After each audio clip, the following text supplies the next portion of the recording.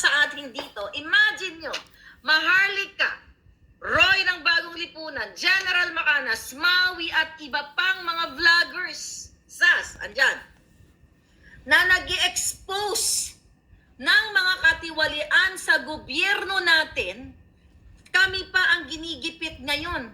This is martial law. Diba? Hindi to silent martial law. Harap-harapang pangkikitil sa karapatan ng taong bayan.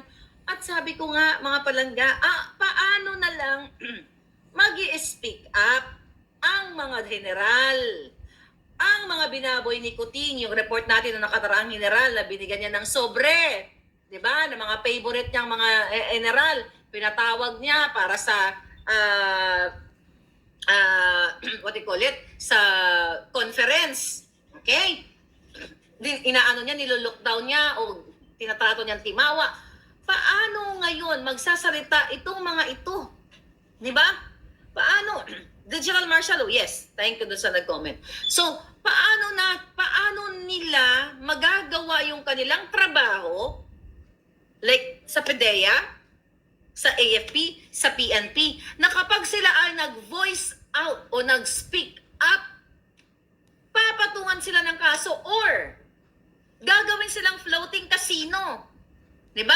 When I say floating casino, tatanggalin sila sa kanilang pwesto, tatanggalin sila ng trabaho para wala silang capacity o wala silang mandate to, wala silang power, okay? Wala silang mandato para susugin etong mga taong nakita nila na sangkot sa pulburon.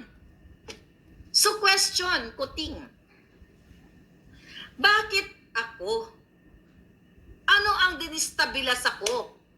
Dito, anong dinestabilisa ni General Macanas?